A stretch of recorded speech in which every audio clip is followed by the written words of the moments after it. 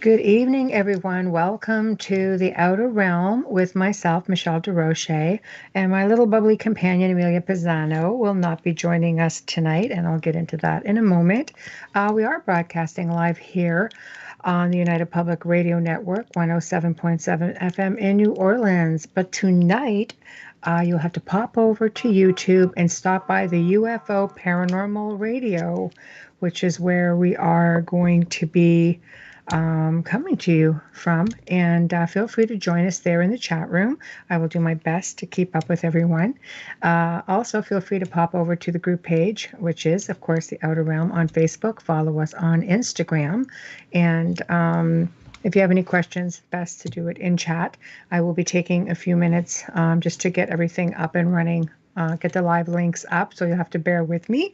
Tonight, of course, Amelia is not joining us, and I want to extend my deepest condolences, and of course from the network here, to Amelia and her family, as her father has just passed away.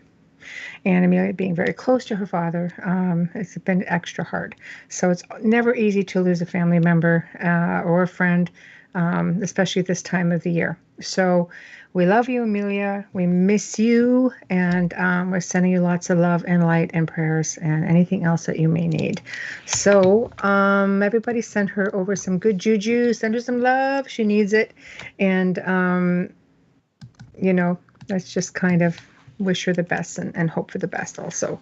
So tonight, I have like a really awesome guest coming on, and that would be Mr. Dan Hammond.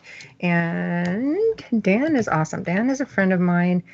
Through being in this industry, of course, I meet a lot of people from all walks of life, and Dan is just one of those people that you just kind of keep chit-chatting with. And it doesn't happen often, in the field, because it's hard to keep track with everybody. But I think you guys are really going to enjoy him tonight. I'm trying to, bring on friends as we move along. So I'm going to basically do the formal introduction and wait for production to bring him on. So Dan is a paranormal investigator with SHIP, which is Strange Happenings Investigators of the Paranormal, and Sasquatch researcher with Ontario Sasquatch. Sorry, there's no "the" in there. In the short span of a few years, Dan has become a paranormal investigator, discovered some clairvoyant abilities, and has come face to face with malicious earthbound spirits, poltergeists, non-human entities, and much more. These occurrences prompted Dan to write a book called Strange Happenings, a paranormal investigator story. Dan has also been on the hit shows Paranormal Survivor and My Paranormal Nightmare. So I think we're going to have a lot of fun tonight. So as we wait for Joe to bring him on, I'm going to go and post the live link. So bear with me, people.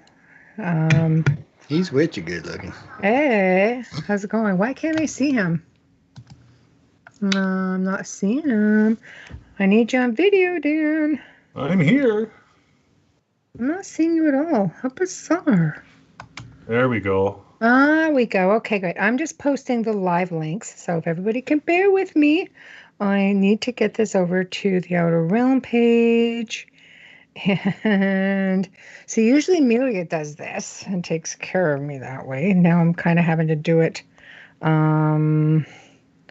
Live link to this evening's show. Oh, bear with me, folks. Boy, times like this, I really realize how much I miss little Bubbly Boo. Publish. Okay. Alrighty. So we've got the live link, I think. Nope, not that one. Guys, bear with me. Okay, that's linked. Okay, all right, I got it. Okay, so I'm going to share this up. Apparently, I've got to share this all over the place. So, tonight's live link. I tried to actually tag you, and I can't tag you in it for whatever reason. Damn, so you might want to just go in on my page and grab it. Alrighty. Because otherwise it's not going to happen. And one more to go, I believe. Okay. Guys, I appreciate your patience. Like I said, I'm kind of flying solo here. And done. All right, so that's like 4 different places. All right. Woohoo. All right. My gosh. So we're going to go into chat, and I'm going to give a big hello so everybody knows I'm here. And I'm going to do my best to keep up with chat. Remember, I usually have somebody doing this for me, so that's going to be a little bit harder. So, how are you? Good. How are you? I'm okay. I'm okay. A little bit frazzled as I sort of have to do things on my own. So I usually have somebody watching chat. A little discombobulated tonight because you don't have your sidekick. I don't have my sidekick. Right? Oh well. I don't. Is she the Robin to your Batman, or are you the Batman to her Robin? No. I think she's my Robin. She's my Robin. She's your girl wonder. She is. She is. But, she's taking a little bit of much deserved time off. So we're going to kind of hope that everything goes smoothly with her. I'm getting a bit of a lag, but that's okay. Hopefully everything's good from your end. So tell me, I always like to start with everybody's humble beginnings. So. Do I have humble beginnings? I think you have humble beginnings. I have seen the episode of My Paranormal Nightmare. So it tells me everybody's got a story that starts somewhere that sort of paves the way, I guess, somewhere along the lines as to how things get started. Mm-hmm. So even if it was decades ago, right? Even if it was for me, Mm-hmm. Yeah, we were both kids, right? We were both kids, and I think something like that stays with you. It doesn't just go away. It's just something that imprints itself into your psyche, and you recover from it, or some people never recover from it. Some people never even realize that there's an issue until they're well into adulthood. So why don't you recap for those who haven't seen My Paranormal Nightmare? You'll notice a lot of people on there that you know and love, but Dan's story was also featured on there. So why don't you just walk us through? Why don't you just from start to finish? So I was born in Rexdale, which is a suburb of Toronto. And when I was 3 years old, my dad, who grew up in the city and in kind of a bit of a rough and tough blue collar part of town, always had aspirations of moving to the country. And, he wanted acreage, he wanted a quiet place. So we moved to Caledon, which is about an hour and a bit northwest of Toronto. And he found this little fixer-upper on 4 acres of land. And this home had sat vacant for a while. The grass was like up to my dad's waist. My dad was 6'4" at the time, and wow. when we moved in, he had to cut the whole lawn, all 4 acres of it, with an electric lawnmower. So he had miles and miles of extension cord. But this is how bad he wanted this place. Right. And I was 3 years old at the time, and not long after we moved in, I started to have terrible, terrible nightmares, like debilitating nightmares. And it wasn't the usual stuff that a 3-year-old would come up with. It wasn't like, monsters in the closet or the boogeyman under the bed, that kind of thing. It was, and I would wake up screaming and hyperventilating, and of course my mom would come running in and what's wrong, what's going on, or you're awake now, everything's fine. But I would always be pointing to the corner and saying, there's the man is standing there in the corner. And she obviously couldn't see him, but I could. And these nightmares were it was almost like the inside of a clock, or the inside of a Swiss watch, where you see the cogs and the gears turning, and they'd always be like a bronze color, almost like a steampunk kind of look to it. But it'd be endless on the horizon of these things clanking and clanking. And in the dreams, my father would always end up inside one of these mechanical things, and he would get ripped apart. Like he would have his limbs pulled out of their sockets and eviscerated and all sorts of stuff. And what, how does a 3-year-old come up with any of that stuff, right? And, they just, my parents just chalked it up to, terrible nightmares and didn't think anything of it. But over the years, there'd be some strange things going on in the home. The washer and dryer would turn on by themselves. The thermostat, these are the old dial ones that you have to turn physically, not the nice digital ones we have these days. And it would move on its own. It would go up. It would go down. And it got to the point where my father put 2 screws on either side of the dial to keep it from moving, because he was so frustrated with the furnace, cranking heat or being so cold. And one day he came out and the thermos was on the other side of the screw. So it's like, that's different. Yeah. How did that happen? Yeah. And we would hear footsteps on the roof. And we lived out in the country. Like, our nearest neighbor was 500-600 yards away. We're out in farmland, fields and forests, that sort of thing. So if you heard someone on the roof, that's a big deal, right? And my dad would go out there with a flashlight, and he'd look up, and you could tell it was human footsteps. It wasn't a raccoon. It wasn't a cat. It was like the heavy thuds of a person. Right. And there's nobody there.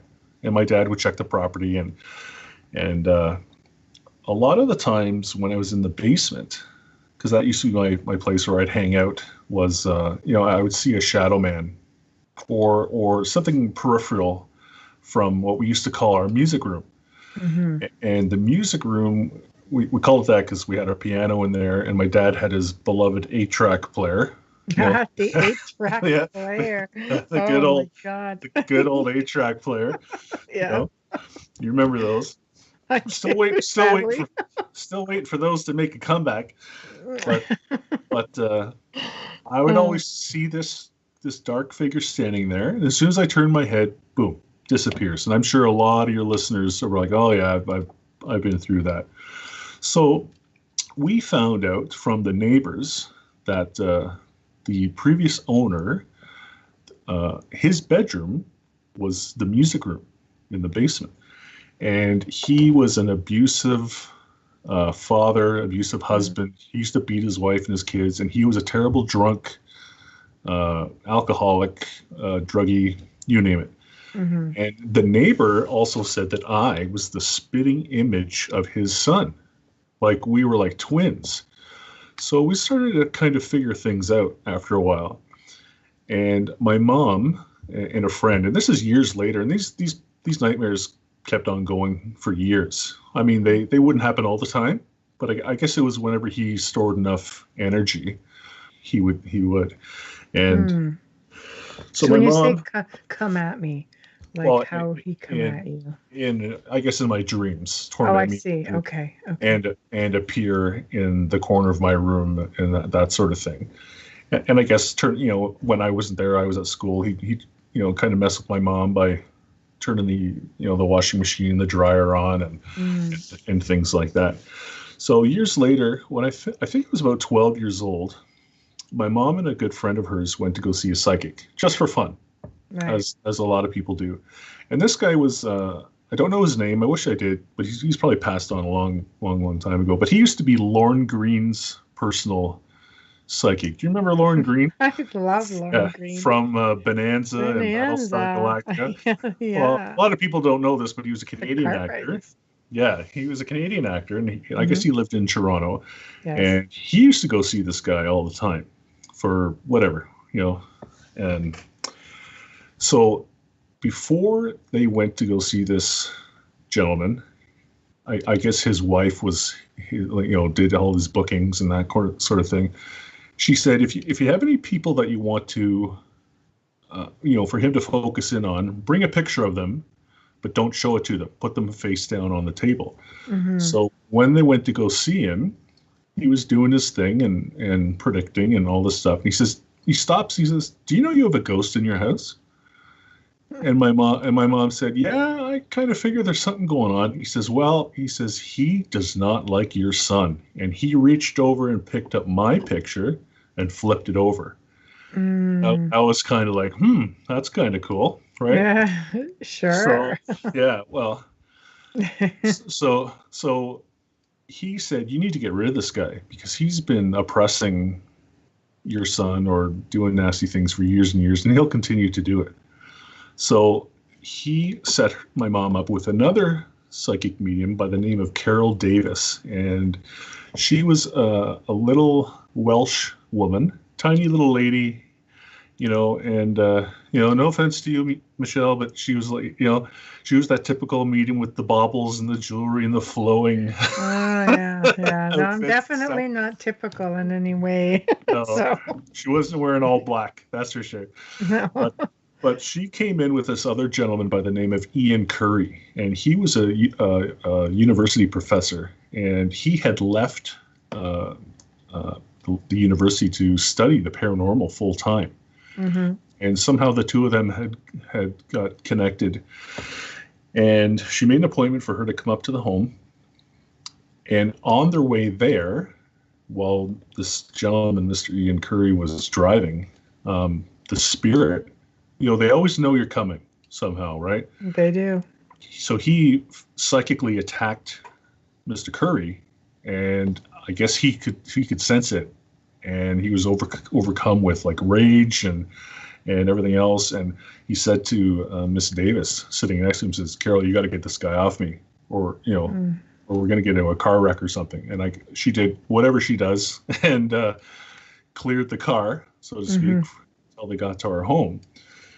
And when they got there, she sat on a couch across from me with Mr. Curry sitting next to her, and she channeled spirits. And this is the first time I had ever seen anything like this.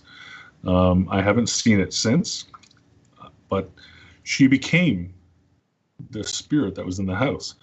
And you can imagine this 5 foot tall little Welsh woman, very prim and proper, and with her jewelry on and everything else.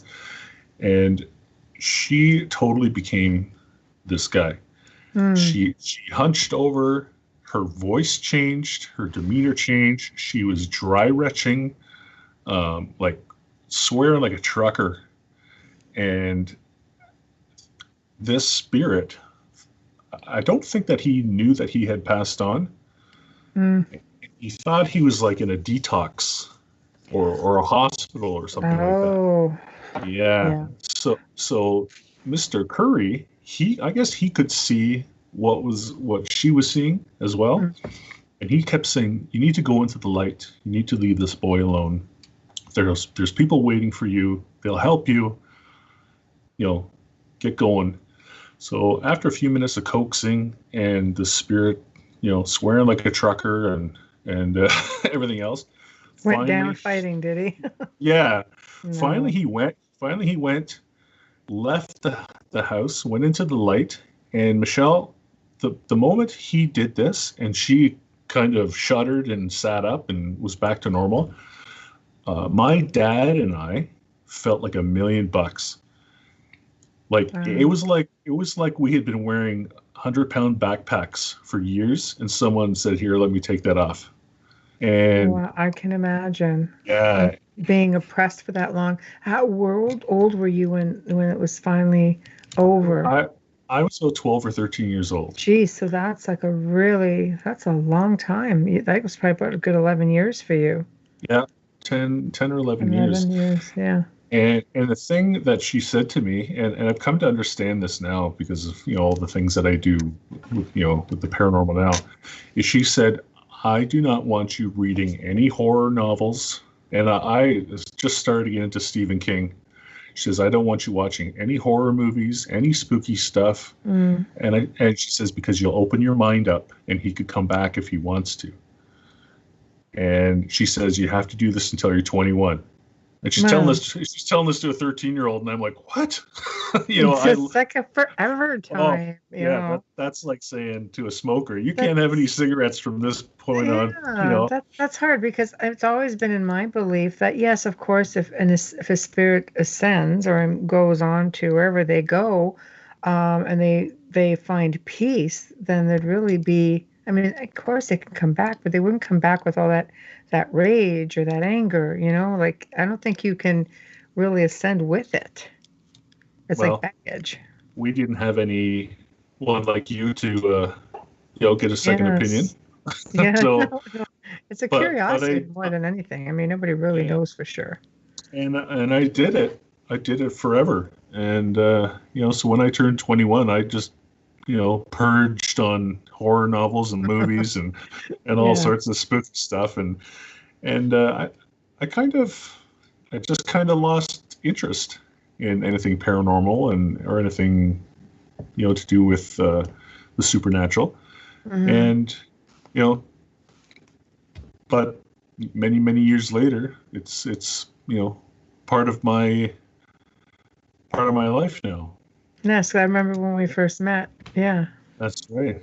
And I don't know. I just started seeing things Hmm. again, and seeing spirits and seeing other bizarre things, and I don't know why at in my mid 40s why this just all came pouring back, Hmm. uh, but I've kind of embraced it, I and think it comes back when it's meant to, you know. Maybe you were more ready for it, you oh, for know. sure, because It's just it doesn't frighten me at all, no, it you know. shouldn't. It No, should. but um, I kind of I don't know. I guess I shouldn't welcome it. I should welcome the good stuff, obviously. Yeah. But Yeah. if something dark presents itself to me, I'm like, oh well, and it's that mindset you keep telling me about too, Hmm. right? So, Yeah, of course. and I'm sure, and I know that because I do watch your show on YouTube, and Thanks. and I do know that you tell people that too, is and you've had people that you've helped on the show before, and talking about Hmm. spoken about the mindset and keeping a good attitude and filling your house with positivity and light and everything else. And Well, I mean, it in is hard seven, sometimes, it right? is. But It is. it's good advice, that's for sure. Well, I mean, I've never, I've had people go from, in 17 years of doing this, I've had people go from being, victims and really like terrified. And just through education, they've been able to clear themselves. They don't Hmm. need me. I mean, anybody that I help on an average, if anything starts up again, I could be 6 feet under, they would know what to do. I believe it is about mindset to a large degree. It's a lot of about perception, how you perceive what's going on. I think that it comes down to, um, you know, being positive. I don't believe that a lot of negative things can survive in a positive space. You raise the vibrations. I always say, live, love, laugh, dance. Just do whatever. I mean, then otherwise you're just going to be food. Your energy is going to be enticing. That's It's right. hard. It's not always easy because a lot of people will suffer from, depression, bipolar, PTSD, things like that. And that amps up, this time of year with seasonal depression. Hmm. So it's not always easy to have that mindset. So it's also about giving people something to do to help themselves, which is the act of cleansing and teaching people that it's not about going around and waving a sage wand. It's about the intention, the strength behind the intention of the act of cleansing. It's the power behind the words that you use. Hmm. You whatever words you choose to use from wherever you draw your faith from. But I think most researchers over time sometimes they just forget. You can't just go in and investigate a house and leave, and then you're leaving these people behind No, with nothing. no, and the investigators have to take care of themselves as well, right? For sure. And I have my own podcast, and That's right. when I have people on the show, especially paranormal investigators, one of the questions I always ask them is, "What do you do to protect yourself before going in Hmm. and leaving?" And 99% of them are like, "Nothing." Like they've got this cavalier attitude towards it, and they think, "Well, Hmm. I haven't seen anything follow me home," or but you can, you're sitting there talking to them over Skype or Zoom or whatever, and you see some shadow moving around or some orb going around behind them, and I, you're, I can't tell you you how know, many times I've seen it with our guests. oh, Amelia and for I are just sure. kind of going, Oh, Yeah. something going on in that And guy's house. there's been a lot of times where I've been listening to your show or watching it, and I'll text you and say, "Hey, what's this creepy voice coming through the speaker here?" And Yeah, that's happened a few times. So it does. I have people who will message me and say, if you listen to your show at this point, you'll hear a growl or yeah, things go on here. People see things behind me, all the time roaming around. But a lot of times the sounds could even come from the guests. that's So right. it's really fascinating, um, because I have some really interesting guests, and sometimes they get into some pretty hardcore stuff. So it's always interesting when it comes through and ends up some like in the actual recording. Yeah, it's if you're getting into the paranormal or supernatural, it's not something you take for granted, not something you No. take lightly, because especially if you have family, kids, pets, that kind of thing, or you're susceptible to whatever, you need to be Mhm. careful. And you see all these ghost hunting groups on Facebook and on YouTube, and they're Mhm. running around provoking and doing all sorts of stuff. And I sit there watching and I'm shaking my head. I'm like, oh man, Mhm. you dummies. Mhm. What are you doing? I mean, it's fine to go and do it, but be Mhm. respectful. Mhm. Cut the connection at the end. Prepare yourself, but make sure that you will take something home eventually. I think people, you know, sometimes people think it's just about going in there with cameras and recorders and getting the evidence. They don't take into they don't factor in that they are also susceptible. A lot of the cases I do, I'm visited before I even show up at the house. Well, Oh yeah. pre-COVID days, and things would start going on, and I'd be like, oh yeah, whatever, I'll see you in an hour. I'm gonna walk out. That's the way it goes. But it's like you do have to have a degree of self-awareness with that. We're not invincible, and even if we go to the great lengths of protecting ourselves, because I have cleared entire teams for people, who have brought me in to say, look, can you come in and take over here? And I've had to clear the team because the entire teams have ended up having issues. And Hmm. it's like, okay, you have to be self-aware that we're not invincible. And worse yet, our behaviors can impact what goes on with the family when we leave. And let's take into consideration that we have families and we can be bringing this home, and it may not affect us the same, but it may very well affect the people that we live with, the children, your pets, everything. Hmm. And of course that depends on the kind of investigation that you're doing. If you're dealing with a human spirit who's just trying to get his point across, in your case not realizing he's passed on, you know and then you get the people who project, like mega psychokinesis, and they're projecting all over the place in their energy. They're just throwing energy, and they don't realize that, we are really powerful individuals. As individuals, our spirit energy is very powerful. I Hmm. think it's easier. Like, do you find with people you've encountered, like it's easier for somebody to think or to say, well, I'd rather there be something very aggressive in here because then I understand, than to say, no, you know what, you're a very powerful being. And yes, you can create all this walking around and doors opening. You really can create that. We are powerful, and they just can't get their head around it. Hmm. Yeah, yeah. Like even when I do investigations, Mm, or someone calls me in because there's something going on, and sometimes they just want someone to listen to them, mm-hmm, and say, yeah, you're not crazy.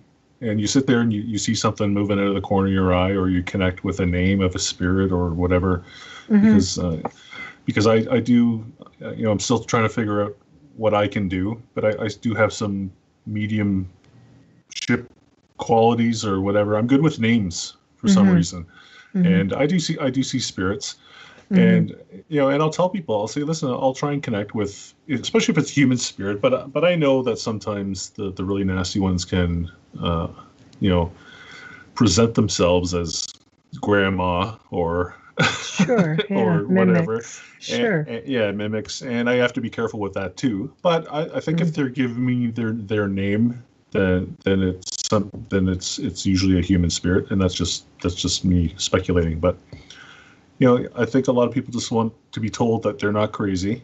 Because I've gone to homes and people have been like, we're kind of good with our spirits, even though they're moving stuff and like hiding my car keys and, and doing stuff. They're like, well, we don't really want to get rid of them because they're not really bothering us or hurting us. And I'm like, okay, that's a good mindset to have. And some people are ready to pack the bags and leave the house and go to the hotel too, right? And they're experiencing way less than the other people. So it's all about your personality as well, right? So. Oh, for sure. It's like that again, the mindset thing. This house is like mega haunted, and we're just like, oh, whatever. Oh yeah. Whatever. It's just, it is what it is. But we're also mindful of if something comes in that doesn't belong here, we're made aware of it pretty quick too. And then, we don't like that. But I think, and I know from talking to you, because I've known you for years, that you've got some pretty heavy hitters watching the place too, right? So if something sneaks in, they're it's because the other guys were taking a break or whatever. Sometimes they're pretty crafty. They're pretty crafty. But there are some things that, some beings or some, spirits can only do so much. True. You get something that comes in, we get ET stuff here, and it's just like, that's a little bit of a different situation. I've just become very comfortable with it. I mean, I don't like it, but I've dealt with those guys as well. I don't look at it so much as a personal attack anymore. I'm just kind of like, okay, whatever. I'll take the downloads. I'll take the information. And I have to realize it's a give and take, that sometimes information is taken from me also. Just leave me the crap in my damn bed. All I'm saying. Let me sleep, and you can bug me. You can bug me in the morning when I wake up. Yeah, I've said that. And then, there'll be times where I'm researching and I hear all this commotion behind me. Things are just moving around. And I'm just like, it's like they're like children, But it's just, I think, again, it's mindset. It used to really wig me out more than anything. Aliens used to wig me the hell out. I just think, and there's just, because they bug you while you sleep. Mind you, everything bugs you while you sleep. But it was just a lot of work. Amelia and I spent a lot of time just like trying to figure that stuff out. And it's just like, stop looking at it as a personal attack was a message that I was given. So I'm like, okay, fair enough. And then, and I've been totally relaxed with it ever since. At what point in your life, I'm going to ask you a question now. Ooh. at what point Am I in the hot seat now? At what point in your life did you go, I'm not afraid of this stuff? And you kind of did the old strut, said, yeah, whatever. Pretty early on, actually, not as a researcher, but just as an oppressed individual. Right. I pretty much cleared myself of the attachment that I had, like that I had for about 4 years. It was probably around the age of 18 where I'm just like, what? And that's that. And it hung out for a little while. And after a while, I was just like, I realized early on that I was in more control than a lot of people think. Here's the thing with the shows. I mean, I love doing certain shows, like I've turned down a lot that just isn't a good fit. And the ones that I do, it's because I feel that people can learn something from it. It's not just a show, you know? And what the shows can't tell you, because there's only so much space in the segment. And I'm grateful because they had given me a bit of extra time for my segment, because there was still so much. It's a story that I've never told to anybody. This was the first time I ever went really public with it. And, I did clear myself, and the fear, because it would not make for good television, the fear really subsided, probably by year 3, year 4. Then I'd be just like, whatever. Like, get out of my way. I really realized that, what, I'm in frickin' charge here. And I think that was a game changer for me, because my mindset changed. This is why I preach it so much, because I don't just preach things. I come from it from a victim standpoint, also from an oppressed person. That's what worked for me. I changed my mindset. I put myself in charge, and I tried to keep things as positive as possible. And I found it had less and less power over me. And then that was it. And through my investigations, that's how I behave the same way. I'm very unorthodox in how I do things, and it worked. Hmm. I remember a story you told me, which I was thinking about the other day. It just popped into my head, and it was in the home you're in now, and something woke you up in the middle of the night, and you put your house coat on, and it was like 2, 3 in the morning, and you came downstairs. Oh, that's the other house. Was it? Oh, Yeah, the okay. Burlington And house. it was a Yes. blacker than black shadow guy sitting in the one of the In chairs. my lazy boy chair. Yeah. Bugger. My chair. And you kind of came around the corner and you looked at him. You went, "Is that you making all that noise?"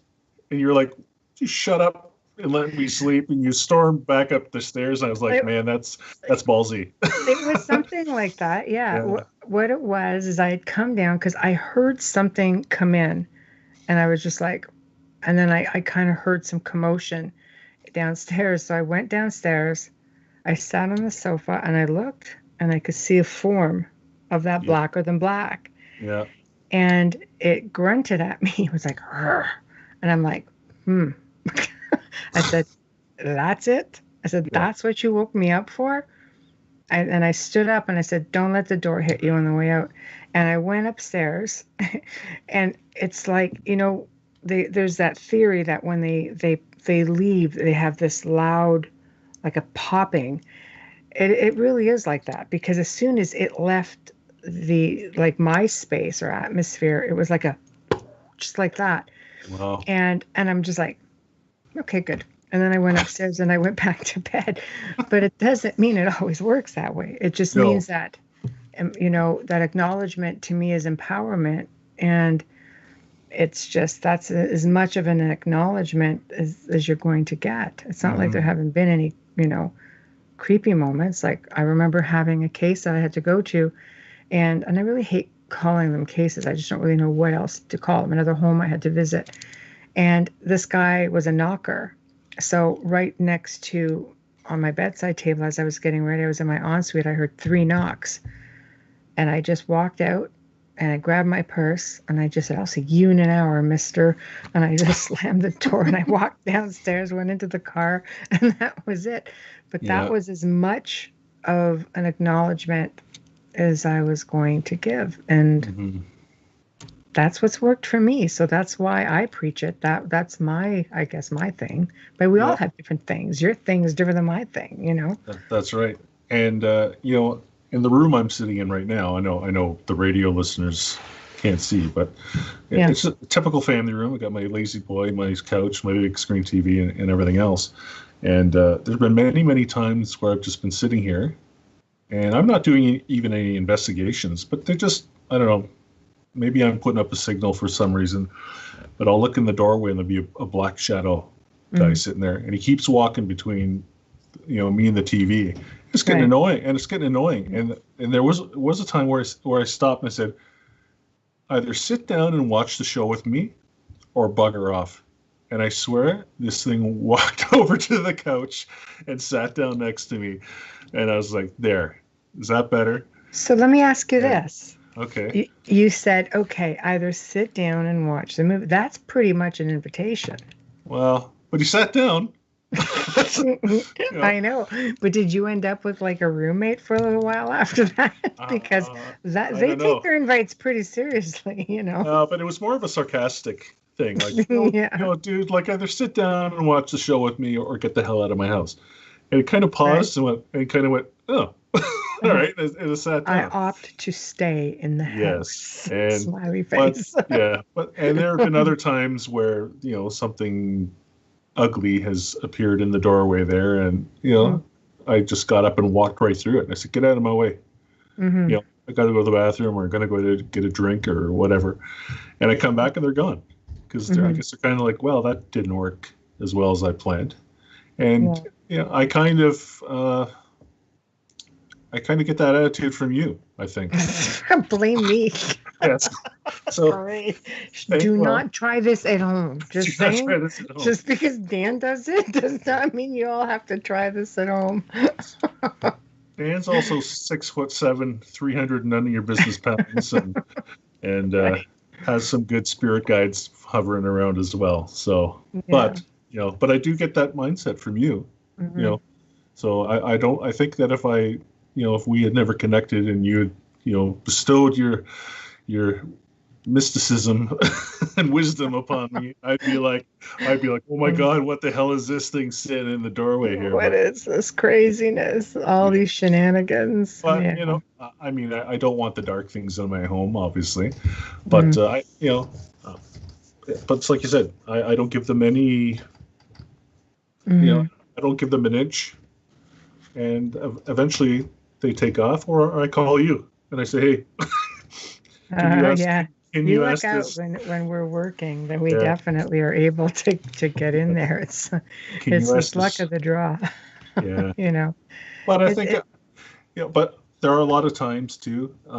I'll fill the house with light. Mhm. I'll project things towards them, and sometimes it works, and Mhm. sometimes it doesn't, or they'll take off for a while, and they might come back, but if they do, it's like a little tug of war, right? Mhm. So I think that's a good way to put it. The tug of war. It's always a matter of, who's gonna outsmart who, I guess, in a way. I was sitting here at the dining room table one day. This was probably beginning of the year sometime, and I was just doing research because I do a lot of research. And we have a chandelier in the dining room that's colossal and it's very, very heavy. yes, It takes I've been in your dining room. so you see the big chandelier. It takes at least 2, 3 people to hold it up, and this thing just starts swinging. It's like Wow. bastard. Oh yeah, somebody was just having a little heyday on there, Yeah. little pint-sized dude, and I'm just like, great. So I recorded the movement, but it's just I don't know. And then I just went back and went back to work, and I was like, I'll deal with you when I'm done, you know. It was clearing night, so it's like, yeah, you have your little bit of fun right now. I don't care. I'm just, just Yeah. wait. Just wait. Just wait. Just wait. Yeah. So, I don't know. I think they feed off fear, which is why they try to project fear. They try to make you fearful. They try to make you angry. These are some of the favorite type of emotions that we project that make them stronger.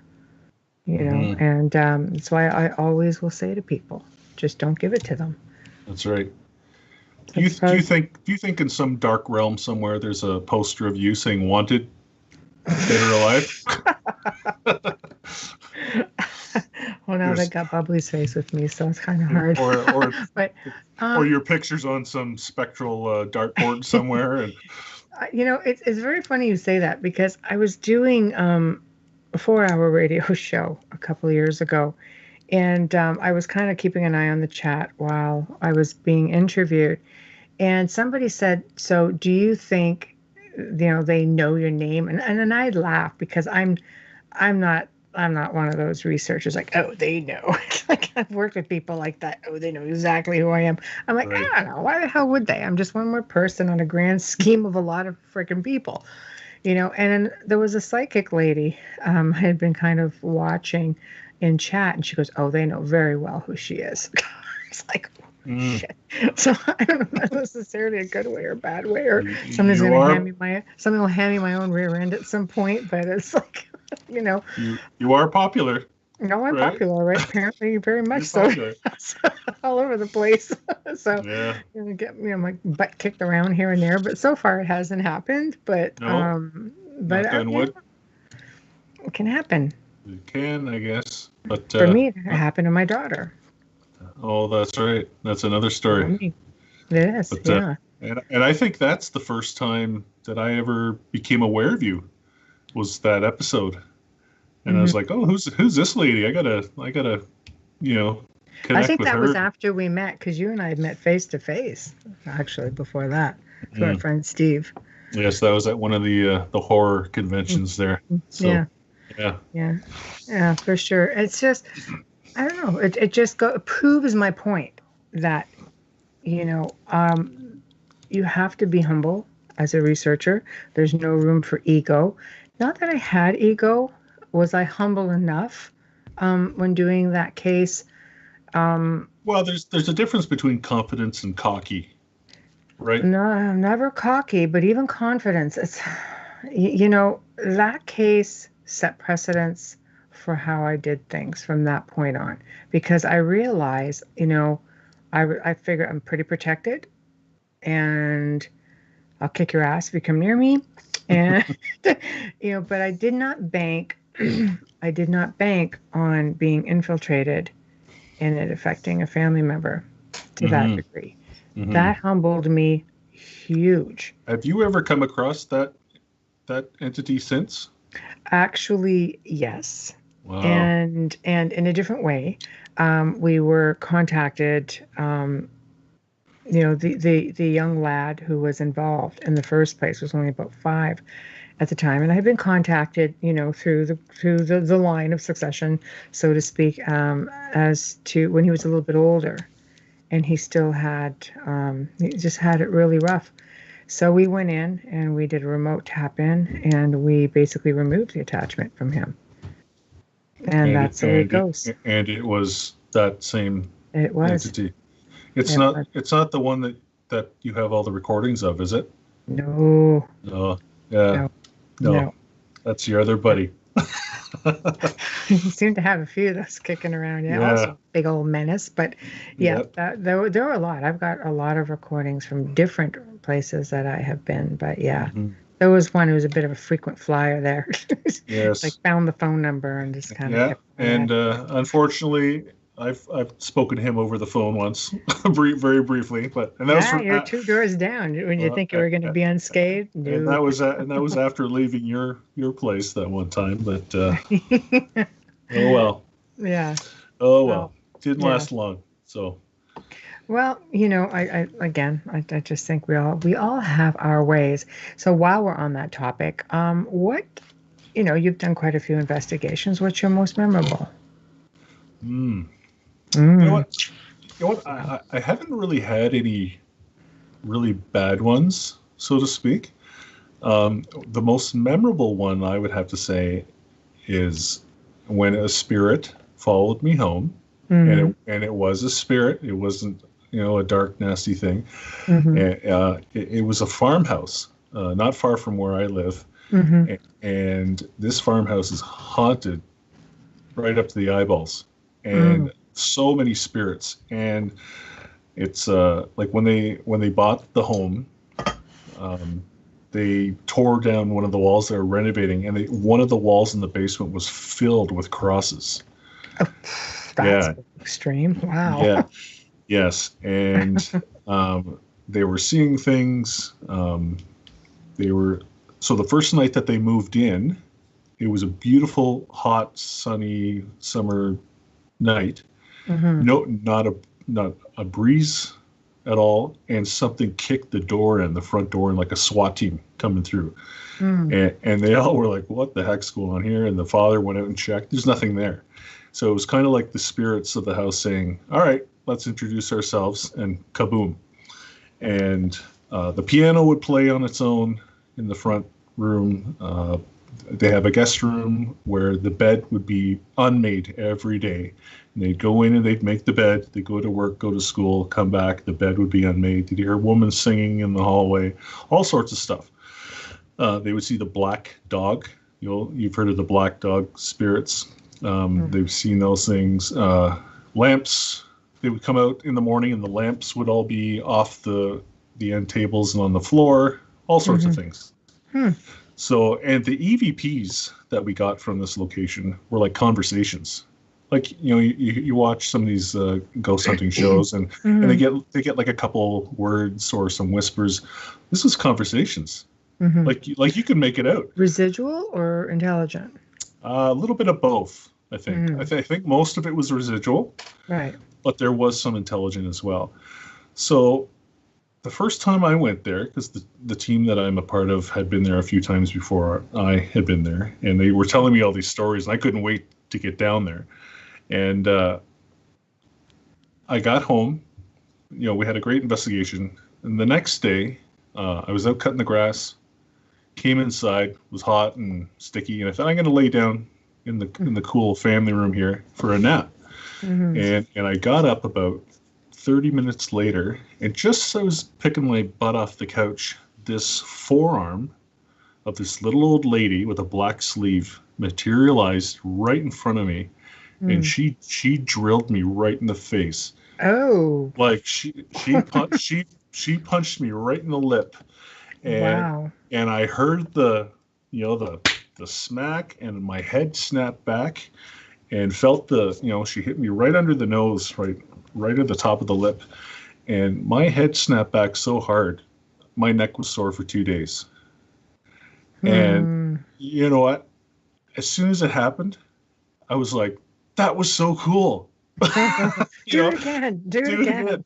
And the funny thing too was I could taste blood in my mouth. I mean, we've all been to the dentist, or we've all been whacked in the mouth with a hockey stick or a baseball or whatever. I can't say that I've had either. Well, barroom brawl, right? Yeah.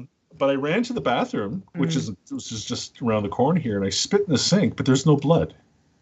So it was almost like in her reality, she'd cut me like with this punch, but I wasn't bleeding. Wow. Which was really strange, because some of the EVPs that I got from this home, in the basement, they've got this beautiful English-style pool table, like one of the really big ones, and they've got it's like a little bit of a man cave down there. And I was sitting down there by myself with my digital recorder, and I said, "Can you move those pool cues leaning against the wall?" There's like 3 or 4 of them all in a bunch. And if anyone who's been in a pool hall or played pool, the sound the cues make when they clack together. Yeah. And they didn't move, and I'm watching them, and I'm asking the spirit, could you kindly move that, blah, blah, blah. Nothing. But when I played my recorder back, I could hear the pool cues being clattered together. Oh, very cool. So it was almost like in their reality, they were moving it for me, and they're probably going, "What's this guy's problem? Like, we're moving it, can you see it?" But I could hear it. That's the thing. Like, what do you think they must feel? I always tried to, when I did the events at Casaloma, and I had to run, like 100 people, teaching them how to do voice recordings. I always say, try to ask creative questions, like look at your environment and find out what era they're from, and try to ask questions that they could relate to. What do you think they think about us? Some researchers saying, "Is there anybody here?" And meanwhile, they're standing in front of you going, "Oh, I'm here." Yeah. Well, what's wrong with you? I always tell them, like, sometimes I can see them, right? Yes. But I always tell them, I can't. I say, I know it must be frustrating, but I can't see you. But if you speak to me in this recorder in my hand, then I can play your message back, and I'll be able to hear you. See, that's something also, though. If you're dealing with a Victorian spirit, they're not going to know what a recorder is. No, but I always tell them. What if they don't know they're dead? Well, see what I mean? Yeah. It took me a lot of trial and error, because you have to say you have to use the right words, the right terminology. I learned that because sometimes, like, I would listen to myself, because you know how you review everything, going, they must think I'm a total whack job.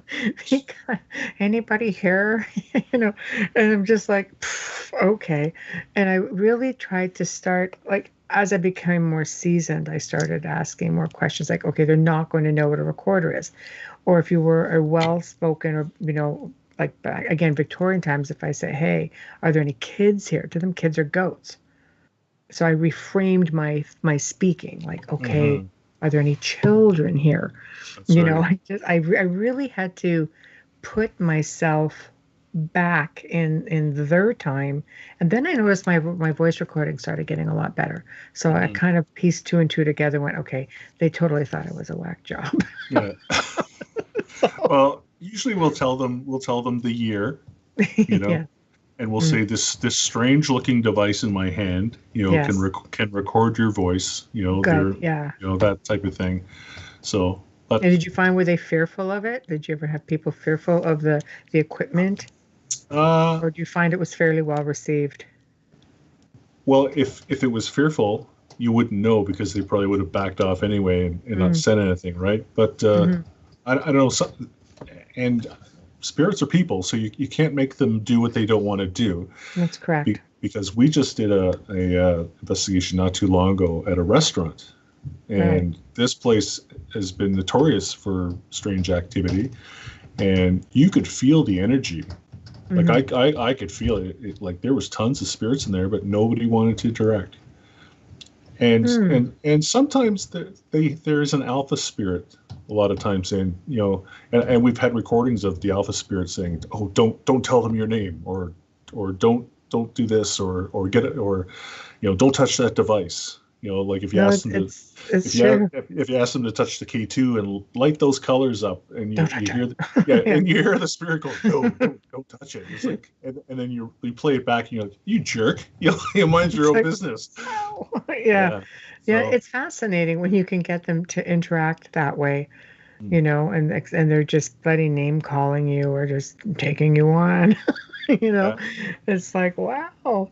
Yeah, it's really it's hard. I think that would have been a really great investigation, though, the farm one. I think that would be. And they're good with their spirits. I mean, this older lady. So let's get back to the old lady that punched me in the mouth. Right. She knocked their daughter out cold in the barn. Wow. She had gone down to all the horses were out in the field, out of their paddocks, and it's not a very big barn. It's got like 6 paddocks for 6 horses, and she went down to do her, shovel the manure. And as soon as she walked in, I think she was like 18 at the time, she saw something dark rush up from her peripheral, and boom, she was laying on the floor, and she'd been knocked out, and she woke up with this big mark on her face. And she never went back in the barn by herself, that's for sure. That's crazy. And it was deemed to be a human spirit, not a shadow being? Or? Well, the one that popped me was a human spirit. Yeah. Like there are good spirits there. There's and I think there are a lot of bad ones as well. Right. It runs right next to a power line. Like it's 50 yards from the house. So the energy that they can collect is incredible. And I think there's underwater springs as well that move through the property. That'll do it. Yeah. That'll do it. That quartz, if you end up with quartz underground, that'll usually amp things up too, So I don't know. It sounds it sounds interesting. People don't think that, everybody wants malevolent hauntings now. Television wants the D word. It's like I said, I always you'll hear me say it a million times, and you'll hear me say it another million times. Out of all the answers that I give when I'm filming, I can give you 3, 4, 5 answers. But there's only one they really want, and it's always the one that doesn't end up on the cutting room floor, and that's the D word. Yes. And what do you think? What is a fascination? Why do you think that people are so fascinated with these beings, or whether they be, from the religious standpoint, demonic, or from the ufologist standpoint of being extraterrestrial, because it could very well be one of the same, What do you think the fascination is, just with the fear, the fear factor? It's like you just took the words right out of my mouth. I was going to say it's that fear factor, right? Because the little old lady, the residual, the guy who's 6'4" just doesn't do it. I don't know. 6'7". Get it right. 6'7". I would sell it short, and a little old broad just clocks you while you're down. It's like, see, to me, that's fascinating. But maybe if I had, instead of getting punched in the face, if I had come up with 3 claw marks right across my face, that would have been way better, right?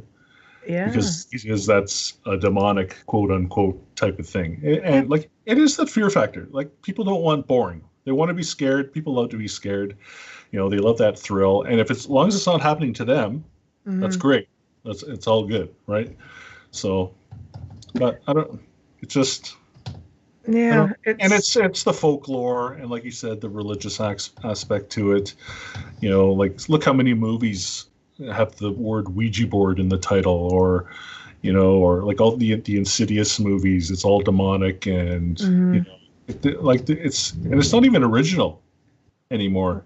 No, it's just been remade so many just times. yeah, it's just been rehashed over and over and over again. And there's people that love that. And there's some people like myself that's like, oh, come on, like, can't we come up with something a little original? Let's be original. Yeah, but it is tough. Well, okay, let's go with, since you brought it up, what's your take on Ouija boards and communication devices? Well, I like that. Okay. Well, Michelle. a lady I know quite well who's got long red hair told me that there's no difference between a Ouija board and a spirit box or a digital communicator, because you're still opening up those channels of communication. And if you don't close it off and you don't say goodbye and you don't use the proper terminology and everything else, it's no different. And I think there's a Ouija board is sexy to Hollywood, whereas a digital recorder is not. Right? That's a good point. We don't all sit around the digital recorder with the candles going and go. No, it's true. We'd like to summon the dark forces of this farmhouse here. And speak into this recorder. Yes, speak into my cell phone. I know. No, it's true. So the Ouija boards have that stigma around them. They're sexy. They romanticize it. I mean, I've seen people, come across one in their garage and they're like afraid to touch it. I'm like, just give me the damn thing, and I'm bored. You pitch it in the garbage for them or whatever. It's like it's just a piece of cardboard and a plastic planchette, but it's the humans, it's that the energy intention. And the intention, yes, another Michelle Desrochers word that I use a lot of times. Yeah, just because I think it's because, it's what bothers me about any of it is just because kids have access to it. I mean, you can do most things with your cell phone now. I remember being at one of these shows, and this father came up to me, and he said, "I think we have problems in the house." He goes, "I work a lot. My daughter's 8 years old. She watches these ghost hunting shows, and she asked me to buy her a K2 meter and a voice recorder. And all of a sudden, all of this stuff's going on in the house." And I'm like, so you see, it just reinforces the theory, because it's all theory, nothing's written in stone. It reinforces the theory that she, and I've heard this story so many times with kids, cell phone apps, the same idea, communicating. And as soon as you initiate and make that invitation, however you go about it, I think opens the doors. I think even some of the most seasoned mediums run into trouble. And I've always said, a Ouija board or a lot of these communication devices is just simply, they're just that. They're just devices. But if you it's like taking an unlicensed driver and putting them behind the wheel of a car. It's not going to go well. A good medium can factor in, and I've used many of these communication devices, not so much the boards. I don't really bother with them. To me, they're pretty primitive. But, it doesn't take much. You could just take a glass, throw it on the table, and don't do this at home. I have to say that. But there's always ways. I think it really does have a lot to do with intention. But the fact is with the cell phone app can cause more issues. And I'm seeing and getting a lot of messages and calls from people whose kids have brought something in, unknowingly, of course, or maybe knowingly, thinking it doesn't work because it's just a cell phone app. But again, that's right. Intention, right? You just think it's a game, right? Something that's pre-programmed, like these ghost tracker apps, and you turn it on, and it's like, oh, there's one 6 feet to your left, It's like, oh, that's kind of cool, but. Yeah. Do you end up with cases like that? Do you end up with kids who get themselves in trouble because they're They're playing around and they don't think it's a thing, or not even necessarily kids, adults now are, Yeah, forget the kids. invoking They're things. too busy playing Xbox and It's true. You've got adults invoking things after a few drinks, that's right. It's just like, what did you do?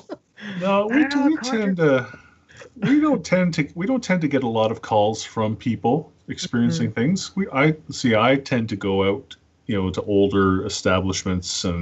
You like and the places. historical stuff. Yeah, and I ask them, like, do you mind if we come in and try and connect with anything that's here? And most places are like, yeah, sure, come on in, and some places are like, nope, we don't want any part of that. That's But funny, eh? yeah, but whatever. I mean, I think religion plays a lot of, it messes with people's religious beliefs and stuff. So, and we Sure. respect that, right? Hmm. So, and they think that you're going to conjure up something or you're going to upset the spirits, Hmm. So, but No, yeah, you're not wrong. and that's a lot of those shows on TV that portray, us in a bad light, in a way, because they provoke and I demand that you show yourself and I demand that you do That's this and one of that. my favorite. Yeah, and we all know who we're talking about. Yeah, demand. I'm thinking, Yeah. I don't know. You should be in a position to be demanding anything, but No.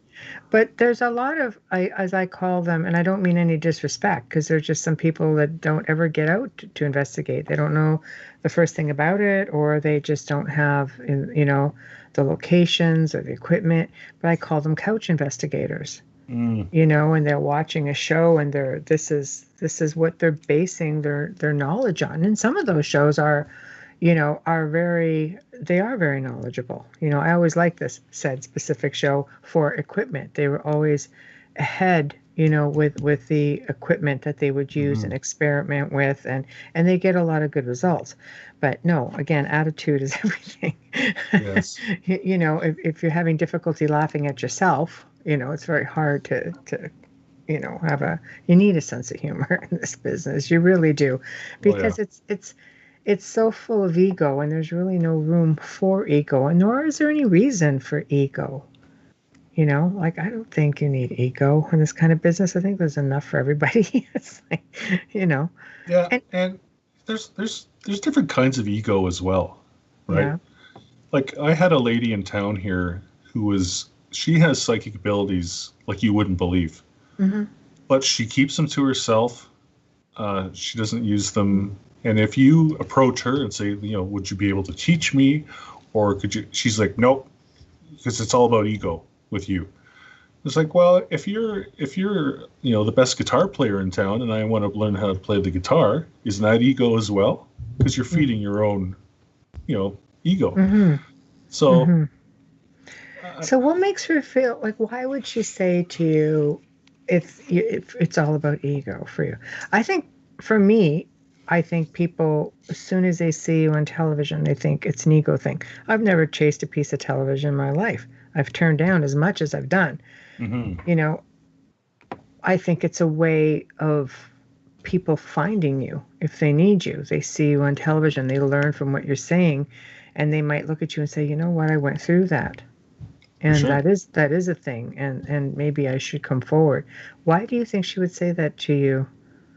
I don't know, and I had mentioned this woman to you long time ago, Hmm. I and remember. and you said, well, why wouldn't she want to teach others to pass it down? Mm-hmm. Because we need people out there that Hmm. can connect with spirits and remove nasty things, and Hmm. and and she'll remove things from your home, but you got to get your wallet out too, right? Oh, see, So, that's bad yeah, juju right there. but That's but not is but necessarily good. isn't no, but Mm-hmm. but she's got crazy abilities, and I'm like, Hmm. man, like, you should be doing something with this. Is a gift, right? But she is. She's just charging you for it. I understand Well, charging for expenses, or if you're using incense and stuff like that, charging for the incense, sure. and, for sure. I mean, not everybody can afford to go out of pocket, but I think when it comes down to the service, I don't know, maybe the industry's funny. Some people are like, no, you should be able to charge just as you're making a living. Other people will say, well, you shouldn't charge because you're given a gift. You should be freely using the gift. Easy come, easy go, which I do believe. Because I've just seen so many people get scammed, I guess, by people saying, well, we're going to get rid of it. And if, it's going to take us so many times, it's going to cost you this so many times. And I'm like, Oh, there's never a guarantee to get rid of these things. no, So you could and be paying for the rest of your life. I saw one incident where a family got scammed out of thousands of dollars. Oh, see, right there. And they did have something terrible in their home, like really bad. Mm-hmm. And this person came in and ended up charging them almost $3,000 to deal with this thing, and could not get rid of it. And this family put the for sale sign up, took a huge hit on the home, and got out of Dodge. So that's a shame. Yeah, it is. That's a shame. It's being ill-advised, and I think when you accept money for the deed of getting rid of something really malevolent, I think it takes away from the power also of trying to do it. I think it minimizes it. And this thing, I think it was it might have been a human entity, but it was, I don't know where it got its energy or power from. They're easy to get rid of. Non-humans are harder. But it was I think it was sexually assaulting the wife in her sleep. Mm-hmm. It was trying to get the little girl, the 4 or 5-year-old daughter, out of the house at night. They had to lock the little girl in her bedroom because they'd find her, 3 a.m. going out the front door. And they're like, "Where are you going?" She said, "I'm going to play with my friend." Oh my gosh. It's like, oh man. Jesus. And no, you're not. Yeah. No, and there was a lot. They ended up moving, did they? Yeah, there's lots about, and the father was so angry with the former owners because he thinks that they knew what was going on in the house, because he wondered why they got the property so cheap. I think now you have to disclose that sort of stuff. Well, you have to tell them if someone's died on the property, or if it's haunted, you do have to disclose it. But it's not. But the hauntings, ghosts aren't real, though, right? I don't know. You know what? Back in 2000, I think in a court of law, the judge would probably be like, "Well, even though I might believe in it." Not so much anymore. I remember doing an article with a colleague of mine for the Toronto Star. I think it was back in 2007 or 8, something like that. And it was done with realtors because even way back then, they were saying that you had to start disclosing if someone died in the house, if there's been reported activity. That's why, you see on social media, you have the gag signs, not haunted. Yes. Right? Because I think it's a thing now where you have to actually disclose it. So if things start going on, you have to. I think that litigation. I think that might be more prevalent in the U.S. than Canada. No, apparently not. Really? It was all part of that article I did for the Toronto Star. It was a big thing. The realtors all commented on it, and I was like, "Wow, that's crazy. That's just." But I can see it. I mean, I remember somebody messaging me that had just bought a house, and he goes, I got this on my answering machine. We've been living in this house for 2 years, and he goes, we came. You know how you always set a message on your answering machine back in the day when you had answering machines that weren't digital, and they came back, and there was this really gruff voice on it, and I'm like, well, what do you want me to do with this? I said, do you need an investigation? Do you need a clearing? It's like, no, nothing has ever happened in the house. But we just wanted to document it with somebody in case something ever went down. And I was like, noted. I didn't really know what else to do for them at that point. So I filed it and took the name, and I went, okay, But it's just, I don't know. I think it's becoming a thing because those houses are out there. And you're getting that manic deal, for a reason. Yes. Times. And, you have to realize, too, and not to freak people out, is there's spirits everywhere. Every house has spirits at them. Every house. There is. Yeah. I mean, I've been at Subway ordering a sandwich, and I've seen one standing by the cash. You know, Yeah. you and I had lunch once at a very, at one of the big pizza chains. Yes. And I could see spirits running all over the dining room. And you said, "Oh, they're probably with me." There's a joke. But I could still see them, and I'm like, "Holy cow, we're in a chain restaurant." And I guess you have to look at what was on the land before, which to my knowledge, it wasn't very much. It was part of a farm. Yeah. At one time, that whole land up there. Yeah. So, But I mean, I've seen them everywhere. Everywhere. well, I always say we share space with a whole other world, That's right. of beings out there, but I just think that people don't pay attention. But you know what? People will tell you it's the same thing with extraterrestrials, right? Because they exhibit so many of the same sort of behaviors and characteristics, such as being translucent, Mm-hmm. right? And hiding. Well, I have seen grays, Yes. and they've appeared in spirit form. And I'm looking at them and I'm going, "Holy cow, it's one of those funky little aliens with the big heads and the little bodies." But he's like 30%. Little bobbleheads. Yeah, he's like 30% there. Yeah. It's like a spirit, and I know he's projecting, astrally projecting, or remote viewing. Mm-hmm. And I mean, I'm sure a lot of your listeners or viewers are going to roll their eyes at this, but I had a Sasquatch remote view me. It was crazy. I don't put anything past anything. There are so many theories out there when it comes to Sasquatch. Some believe it's an ET. Some believe that it is, a complete spirit being. Not everybody believes it's flesh and blood. What are your thoughts on that? I want to hear that story. That's awesome. Well, I love my Sasquatch stuff. I know. I'm sitting know you here. do. I know people on the radio can't see, but I've got my little Sasquatch here, and I've got I got a little stuffed one. Yeah, I've got my Sasquatch mug and my coaster and all this stuff, and so I don't even think I've told this story on my podcast, so you might be getting an exclusive here. And Ooh, this I like exclusives. And this is a crazy story. But it's one of the most profound experiences that I've ever had in my life.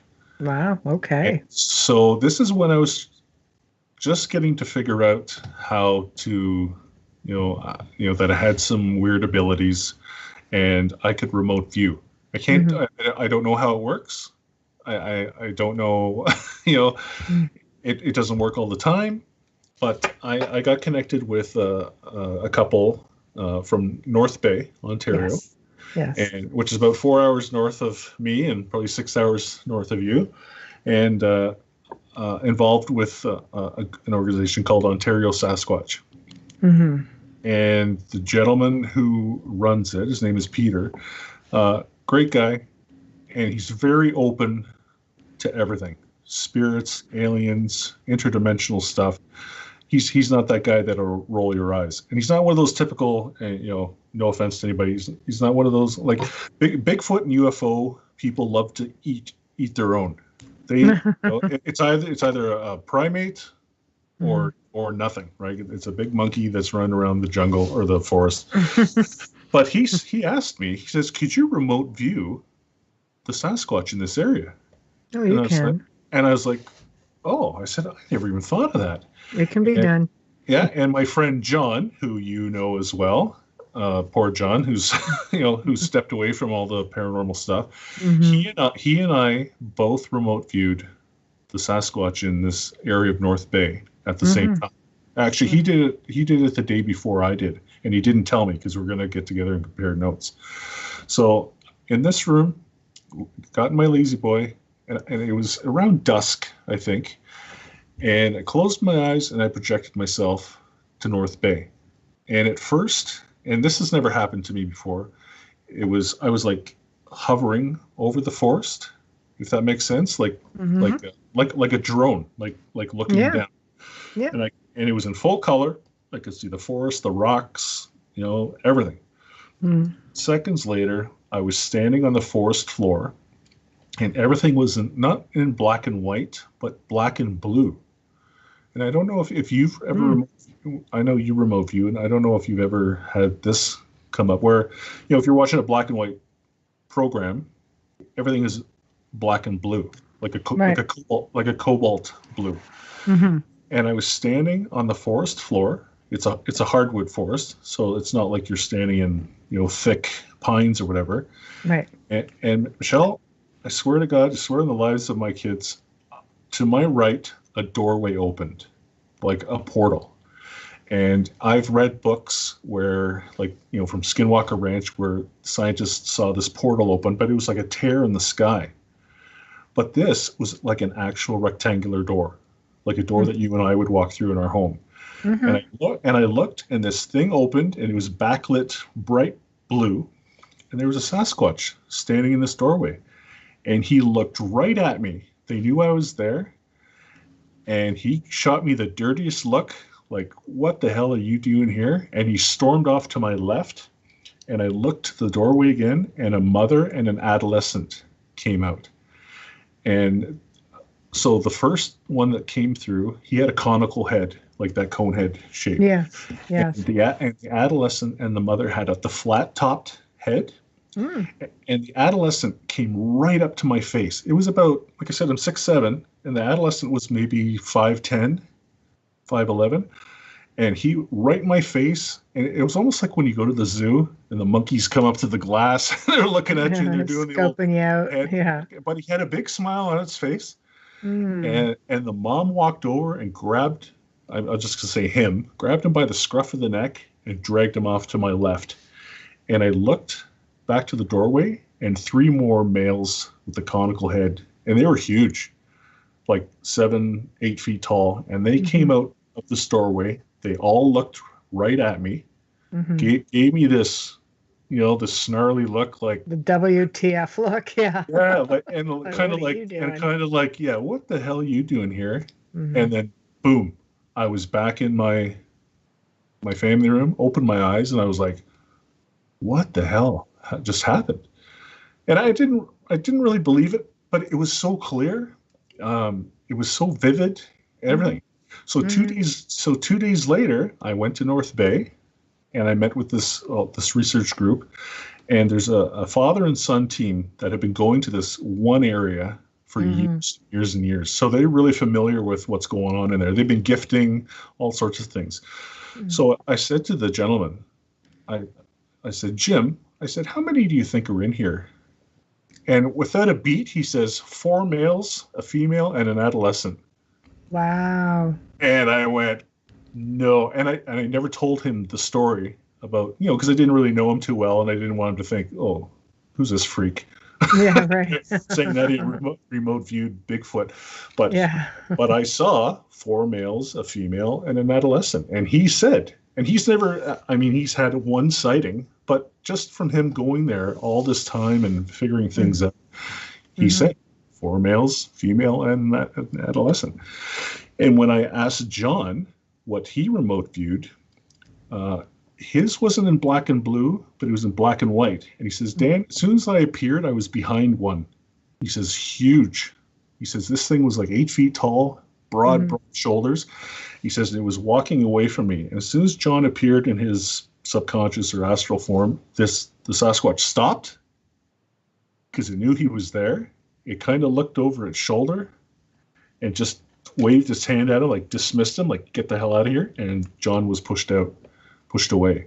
Wow. So I've heard the theory before, just before you think you're crazy. Okay. I am convinced that they are more paranormal than flesh and blood. I think they are. I think they do bleed. They do die. They're not immortal. But I think that, because they can control their vibrational rate, they can control infrasound, all sorts of things. I think they can go back and forth between whatever. Because there's been so many instances where people have walked right by one, and then they stop and turn around. It's standing right there. Or they follow tracks in the snow or in the sand, and they're in the middle of a field, nowhere near any trees or anything, and the tracks just stop. It's like, well, what the heck? Did a helicopter pick it up? Yeah. Did it fly off like Superman? Hmm. So I don't know. I'm I've heard the theory. I mean, we've worked and spotted some the same way. mhm. Um, Portals are a little different, but there are some people who have some crazy theories about them. You know, there's got to be a reason that they disappear so quickly. I Mhm. mean, the portal idea definitely makes sense because they can just go like this, But when you think about it, also, a lot of the areas that they're in, I mean, you put the skunk ape aside because I mean that's swamp, and I mean the swamps can be pretty dense. A lot of places to hide also, but our forests just here in Canada, are vast and they're thick, and there are Mhm. cave systems that we don't even know exist. Like it's easy to get lost in them. But I Mhm. know the North Bay area very well because that's about an hour from where I grew up, and I know it very, very well. And there's a lot of dense forest up there. There's a lot of places to hide also. Right. But there's a lot of UFO sightings up there also. You've Tons. got the military base up there. There's Northern Ontario is loaded with UFO sightings. It's loaded with, Bigfoot sightings.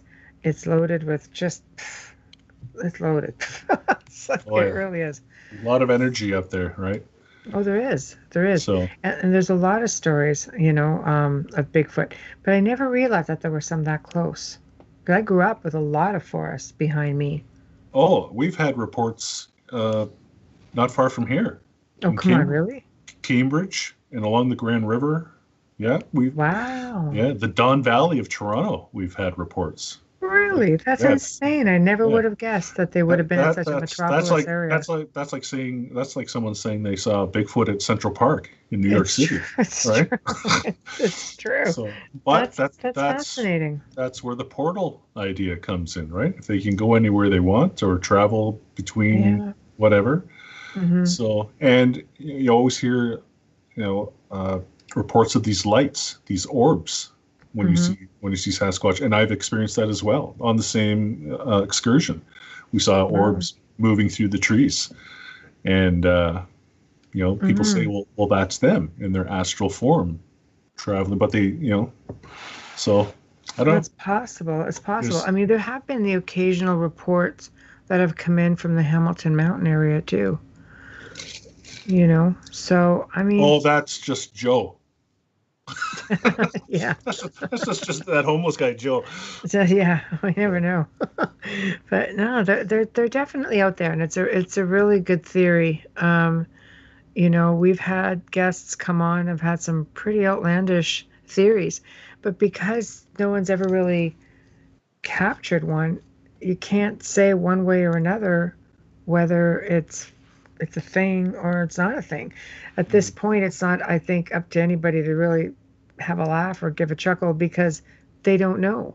no. And your theory on it is, there's a lot of shows out there, of course, people are just hunting these beings.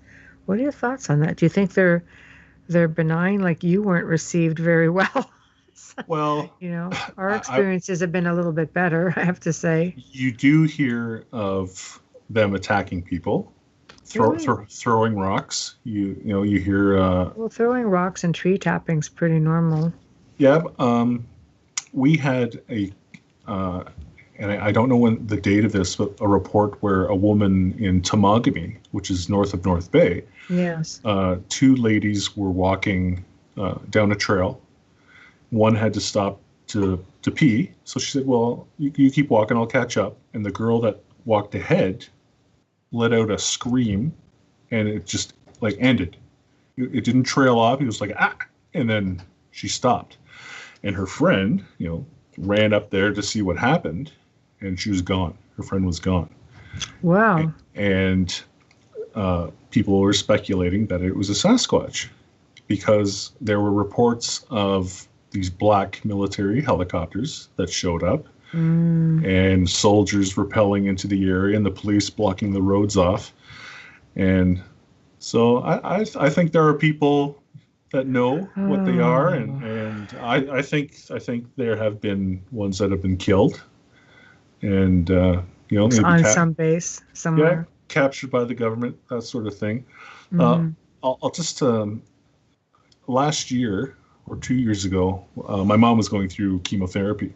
So when I was at the hospital with her, she was talking to some gentleman who had just retired from the RCMP, which is our federal police force for anybody who's listening. And he was originally from Ontario, but he had been stationed in British Columbia his entire career. And I was talking to him, and I said, what are your thoughts on those? At first he told me that he was part of a 16-man unit, but he couldn't tell me the name. He couldn't tell me anything about it. It was so, he signed non-disclosure agreements, all sorts of things. I said, has he even retired? You can't say anything? He's like, no, I can't tell you anything, blah, blah, blah. Okay, that's fine. And I said, what are your thoughts on all these shoes with these feet found inside in the river, Fraser River, and other places around Vancouver? And you've heard of that, right? I have, yeah. Yes. So they've been finding, human feet inside these shoes, like floating down the rivers and in the seaways and stuff. And he says, and he just kind of got quiet. And I said, there's theories that it's Sasquatch. And Michelle, as soon as I said that, he went from jovial, talkative, blah, blah, blah. He shut down so fast, put his earbuds in his ears and turned his music on. And I was like, what just happened? Like, wow. Do you think you hit a nerve? I think I hit something because, he was telling me all sorts of stories, and he said, I'm going to listen to my music now. Boom. And he went from like super nice guy to cold and short. And I was like, isn't that weird? And you do hear. You're essentially saying that they are attacking or eating human beings. Well, I think they're like us. There's good ones. There's bad ones. You hear reports just recently of this little boy that went missing in, I think it was like North Carolina or South Carolina for days. And he says, a giant friendly bear looked after him for a few days. And it's, and it brought him food, and it kept him warm in a cave, and then it brought him to an area where he would be discovered. And it's like, what? And bear's not going to do that per se. Bear's going to eat that poor kid. And people started talking to the family, and then the family shut right up. They wouldn't talk about it at all. So it's almost like it's almost like someone paid them a visit, like the Men in Black type situation. Right. Said, listen, stop talking about this. Be quiet. Right. So that's crazy.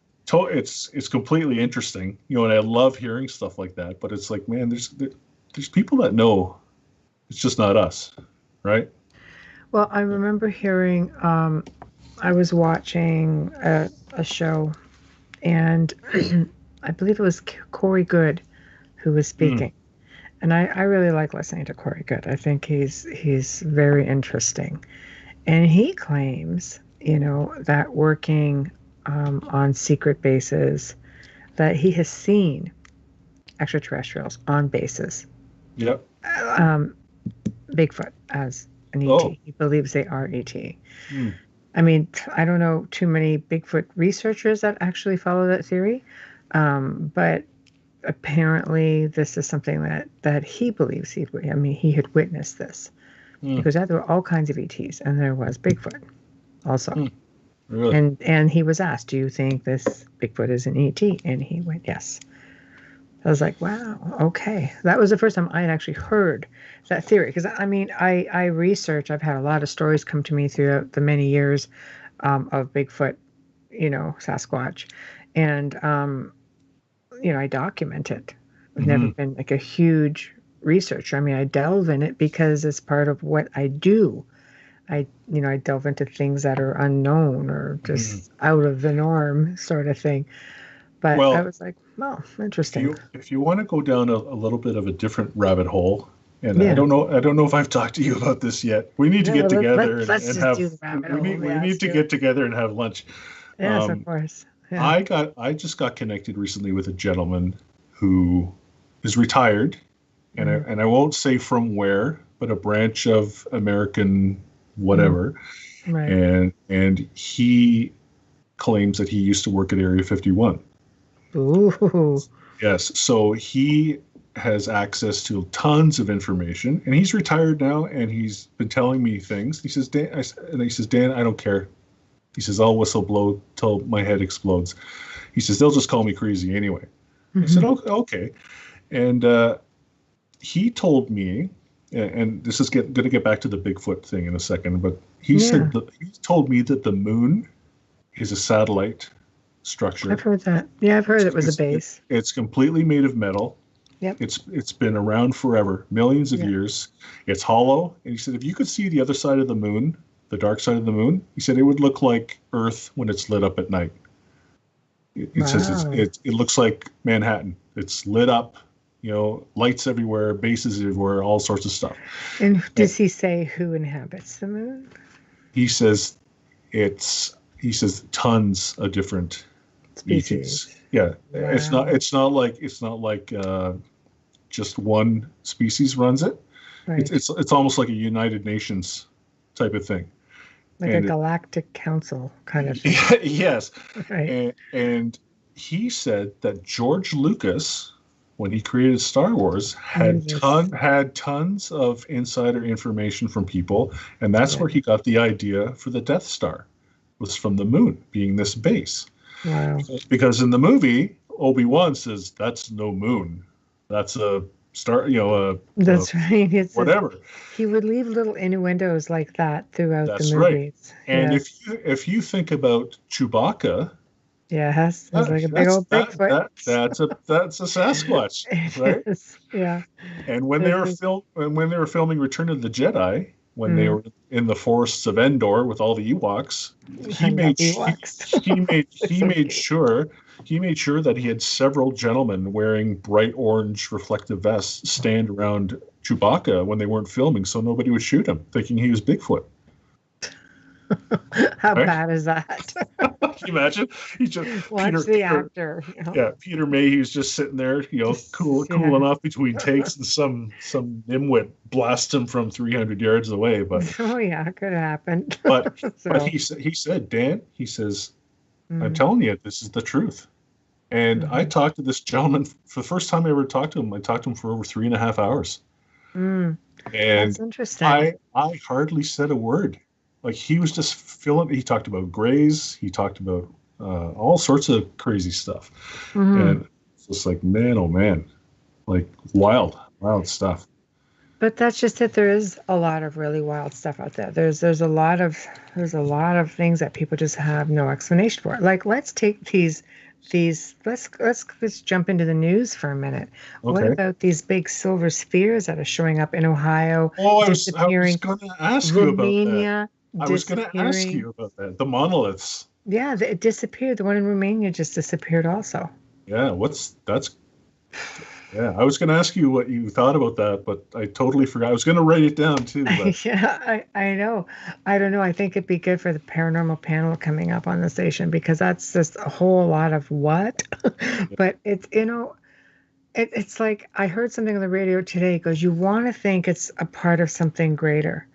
But then you think to yourself, oh God, with our luck, it's probably some chocolate bar company just trying to make a statement. This is a new chocolate bar coming out, and it's called the Monolith, and it comes in a shiny package. I know. It has peanuts and a soft chewy center. I know, and I thought about it, went, could be a thing, But I think people with this whole everything happening in this day and age of COVID and everything else, there's a lot of people out there who think that this is going to be, the upcoming year is going to be the year of contact. What are your thoughts on that? Well, I don't know. Because is this a way that they're breaking us in, getting us ready? Just seeing how people react, maybe? Well, the CIA and the Pentagon and the Navy and Air Force have been releasing videos slowly of crap. But nobody's really paying any attention to it. They're like, oh, that's cool. And they changed the channel. So I think a lot of us are ready for that.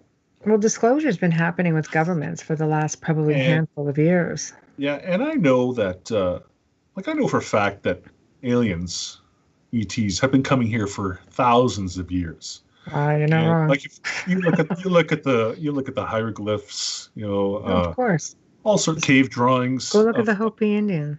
yeah, for You don't sure. have to look very far. So if they wanted to annihilate us, eat us, do whatever, they would have done it when we were still throwing rocks and spears at each other. Not now when we have like, crazy weapons and all sorts of things and I don't billions think our of things. weapons are a match for anything that they can do, really. I'd be surprised. Mind you, now they're looking at putting laser beams on some of the military planes or the jets. I was like, oh, okay. So I don't know. I Well, think that there's a part of us right now that, you I'm all have for it. people. I say full disclosure. Give it to Yeah, me. I agree. I I agree. No, I I can do. handle it. I know, but there's a lot of people I don't think that can. Yet, I think there's part of the population that, with COVID and everything going on, and, there's not a lot of people, I think we're 50-50 with people trusting in the government and their best Well, intentions for us and so on. But you have those people who are like, just freaking do it already and save us from all the crazies that are running the world. yes, And then you yes. get those that are like, I think I just rather not know. Well, this gentleman, if we want to, Mm, he told me that Air Force One, the hmm president's plane, every time it flies, hmm a cloaked Palladian ship escorts it. Really? Yes, he said. Dan, he said in the news they'll tell you that he's had like 30 assassination attempts on him.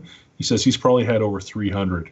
Wow. He says they fired missiles at him, direct energy weapons, stuff you see in science fiction movies. Mm.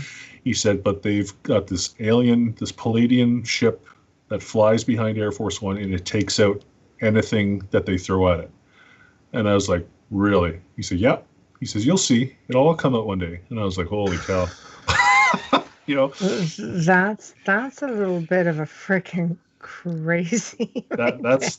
that's a whole different rabbit hole too, right? It is. It But you know is. what? Yeah. But not too long ago, President Trump, he was making a speech, and he says, he says, you should see some of the weapons we have. He says, they'll blow your mind. He says, I hope to God we never have to use them. He Mm-hmm. said, but the stuff we have now is frightening. Mm-hmm. And they say that's where this reverse technology comes from, or this gifts from other worlds or whatever, and these direct energy weapons like those weird fires that they've had out in California and they've had in Greece and other Mm-hmm. places where the homes How are they all always almost burned down Australia. yeah, like all these homes are burnt to the ground, but Yes, the but flower nothing else. beds and the trees are unscathed, and Yes. like steel bridges have melted. Like Mm-hmm. forest fires don't do that, No, you it's know. true. That's true. So There's a lot that's there's a coming, I lot of think. weird stuff going on. So Yeah. Yeah, but you think that would be nice to if there was some kind of intervention because there's so much coming up. There's just so much out there with social media and media in general. You don't really know what to believe, what to follow. We just sit here patiently just waiting to see what the outcome is. But, there's a lot of people who believe that, extraterrestrials will not intervene unless, I mean, are they going to let you blow up the planet? I don't think so. But I think as a species, I tend to wonder, if they would intervene on our behalf or just kind of let us blow ourselves to smithereens or to mm, annihilate one another because the earth has a way of repairing itself and they're not the first species here. There'll be species long after us. right, yeah. He said we share the planet with 3 to 4 other species, and Don't he doubt didn't get that. into that. Yeah, Yeah. and I asked him about the flat Earth theory, Yes. and he says no. He says the Earth is round. He Right. says, but if you saw it from outer space, it looks very different. Right. He said there are continents beyond our ice shelves. I was like, oh, that's really interesting. So That's very different, isn't it? yeah, How yeah, could that be a thing? Well, who knows, right? I mean, you think we've There's all those explored. there's all those conspiracy theories that say we've never been to space and Mhm. we've never been to the moon, and all these satellites and space shuttles are just you know theater and all this. But I don't know. It's a hard one. Yeah. It's a hard one. I remember when they were preparing for the moonwalk, they were they would send the astronauts to practice Sudbury. in Sudbury, Moon City. That's That's right. its nickname because it'd been hit by a crater so many years ago. In fact, my grandparents own an island on Lake Wanapitei, which is a crater. Hmm. Yeah, parts of it are deemed bottomless, like so meaning sonars never hit it. Mind you, now Wow. with technology, it might, but I know that the Cousteau family was actually fairly interested in it at the time, Jacques Cousteau, Hmm. about looking at the data and researching it and so on. So, this is where they would go to practice, and I know that the Sudbury area is huge for seeing UFOs. I grew up seeing them all the time. It's pretty normal thing for me. I Hmm. wasn't alarmed by it. In fact, I found myself often just looking for them. Yeah. Always watch the skies, right? Especially up Always watch the north, skies. where the sky is so clear and you can see the Oh, Milky Way and the aurora mhm. borealis. You do. So You do. It's beautiful. It's not, mm, people don't realize that when you will live within cityscape, the lights from the city just, it really obstructs so much, sure you know. does. You miss so much and growing up and seeing meteor showers and yeah, you see the northern lights. I mean, I've seen them, cover the whole sky, just shoot back and forth, all these colors, and it's just like, my gosh, nature. It's beautiful. It is. It really is. But you must see that where you are, like up your neck of the woods. It's pretty clear up there. I've only seen the northern lights in this area once. That was when I Hmm. was a kid. Yeah, So but I the think, skies are fairly clear up there. You must still get to see some oh yeah. potential UFO. I'm always looking. I'm always watching the skies. So Well, we get find. them down here quite a bit here in Niagara. Oh yeah. Wayne saw one take off just in October, just right up it went. Wow. I know. That's He even crazy. texted me, "You will not believe what the hell I just saw. Try me." We're all Poor tapped in going, "Try me." you poor know, Wayne. I know the poor guy. If only Wayne had hooked up with a normal lady, right? Yeah. Well, I don't know, but he's definitely seen way too much. Oh well. you know. That's what he Yes. gets for hanging around you. He hangs out, yeah, he hangs out with me and just kind of just he's a good sport. Yeah. Yeah. He's a good sport. But I don't know. But we have come to the end of the show, and it was really a lot of fun. I love having these sort of roundtable conversations because you never know where it's going to go. Hmm. But it's just almost like having a luncheon, which we Oh have to yeah. do. Some people talk sports. Some people talk whatever. We talk ghosts, Bigfoot, aliens. I You know. know, I know. But So isn't it interesting though how when you start out in the field, how easy it is to branch out because you just meet different people and you watch different doors open, and before you know it, you just like I have people who send me things like every day, yeah. and they range from conspiracies to crypto to paranormal to ufology and beyond. Like, I Hmm. mean, crazy stuff. And I Yeah. just sit there and it's like, oh, why do I even start with all of this? Yeah. What do you take And seriously? What don't you? the the Dogman reports that are coming Mm, in too, right? they're big. That's a whole other ball of wax. Up That's a your that neck of the woods is quite a bit. Yeah. Owen Sound, Ontario apparently gets a lot of Dogman sightings. Yep. I So think in Canada we call them, people have messaged me and just said they call them wolf people. right. Dogman in the US, but they're wolves that walk upright. And Mm. there's a lot of them up in the Fergus Alora area. We Wonderful. have them Burlington. I know, aren't you excited? We have Wonderful. them down here. Here we have the Port Robinson Beast, Mm. and we have eyewitness accounts that have Wow. seen them and been chased by one. Yeah. Apparently you don't want to come across one.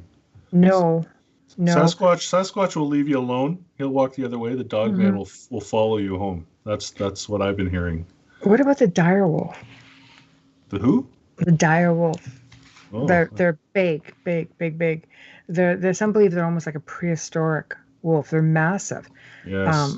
I had a sighting of a very big wolf. I didn't even realize that they were native to the area. This is when I was in Burlington in the winter. Winter 2019, I believe it was. And no, it wasn't. It was the winter of 2020. Yeah, March 2019. And I watched some big dog come chasing a rabbit to the back part of my property, which was I'm surrounded by ravine in Burlington. And this thing put on its brakes and all the snow went flying, and then it picked up again and it went chasing after this rabbit that went in under one of my outbuildings, and it stopped and it just kind of stood straight. Like it didn't go up, obviously, but it stood straight. And I'm looking at this thing and I'm washing dishes. So my hands are wet. My cell phone's in the other room. And I'm going, of course my cell phone was in the other freaking room. But yeah. I slowly just grabbed a towel and there's a huge bay window. And I'm like, if I move too quick, it's gone. And I just inched ever so slowly closer to the window to get a good look at it. I'm like, that's got to be a husky. My logical mind, that's got to be a husky. And the more I looked at it and the closer I got to the back window, I realized that this thing was a behemoth. Wow. But at least the prints were in the snow, and I took pictures, and Wayne put his hand next to it, and the print was the size of his hand, if not bigger. Wow. Yeah. A paw print. But who knows? Interdimensional, right? I don't know. All I know is the thing swung around, and it was gone, and I looked back and... If you've read the story of the people at Skinwalker Ranch, they came across one of these huge dire wolves. It was as tall as the car on all fours. I'll be honest, though. A timber wolf can be just as big. I grew up around timber wolves, and my father would have a big pickup truck, like one of his big standard pickup trucks, and the thing would look right into the windshield of the truck. Wow. Right from the front of the truck, he'd stop, and he'd look right in there. So timber wolves, though, they're tall and lanky. Mm-hmm. They're not big and full. Dire wolves are big, and they're very full. They just seem to have like the big chest area. They're just real full animals, from what I've seen. Somebody caught one, they believe, on a video, and when I watched that on YouTube, I went, body shape was very similar to what I've seen. Is this the one that's playing with another dog, kind of running around with it? Or chasing another dog. Yeah, like a husky or something. And this thing's huge, big and black. Yeah. Yeah. Yeah, this thing was massive. I don't even know if it was that big, and it was white with brown. Oh, the one I saw was all black. Black, I know. It looked like a bear, like the size of a bear. But it was a wolf. So yeah, I know. I saw that also. I was just like, that's a whole lot of crazy right there. Just saying. Yeah. But it goes to show you there are things that are out there that are far beyond, saying whether they do or they don't exist. Mm-hmm. It's there's just beings out there that it's not our right to say one way or another. And that's what makes our planet so interesting, right? Yes. So if we didn't have all these weird things, it'd be pretty boring. You'll have to tune into tomorrow night's show when we have Morgan Daimler on talking about fairies and their origin. She's written several books on it, and they're definitely a thing. And I have researched quite a bit, and I'm like, they're a thing. So, all right, I will tune in for sure. It will be good. But it was a pleasure to have you on. I thank you for joining me. It was a lot of fun. We'll have to do it again when we can have Amelia with us. Can I plug my podcast? I was going to say, before we leave, tell everybody how to find you. Plug whatever you'd like, and how do they find you? I have a podcast. We've in our third year right now. It's called the Phantom Faction Podcast. Mm-hmm. We have a Facebook page, and we have an Instagram page. So if you want to get a hold of me, send me a message through there, Phantom Faction. I also have another Facebook page called Dogman Sightings Canada. Ooh, you have to send me an invite to that, please. I've got some photos to show you too. Yay! So, yes, and awesome. I'm also part of Ontario Sasquatch. They have a Facebook page. Okay. So I try, I'm not into the UFO stuff as much as I am the cryptids and the ghosts, but maybe I'll Yeah. get there one day. Please So, send me some invites because I'll definitely support them. I think that's fantastic. alrighty. Keep track of it and we will get together, I'm sure. But Oh, thank yeah. you for joining us. I have to close off before I get my butt handed to me. And Alrighty. so Thanks. thank you. You have yourself a Thanks. good Thanks, week. Michelle. We'll talk soon. All right, darling. Thanks. Bye-bye. Bye. Well, of course, we've come to another awesome segment of the Outer Realm. It's always a pleasure to have a friend on board. So thank you to everyone who tuned in. Thank you to, of course, my friend Dan Hammond. Thank you to Joe Montaldo for, always taking exceptional care. And please remember to stop by YouTube and give us a like, not just on the United Public Radio YouTube channel, and subscribe, but here on the UFO Paranormal Network, not network, UFO Paranormal Radio. So we do have 2 pages going. Feel free to like us up on Facebook, as mentioned. And don't forget to join in tomorrow evening as we welcome Morgan Daimler to the show. And we will be discussing fairies because, yes, fairies are a thing. And the more I've been delving, the more I realize that there is a whole lot of folklore and ancient tales about fairies and not necessarily what you think. Anyway, have a great evening and we will see you tomorrow evening. Thank you and good night.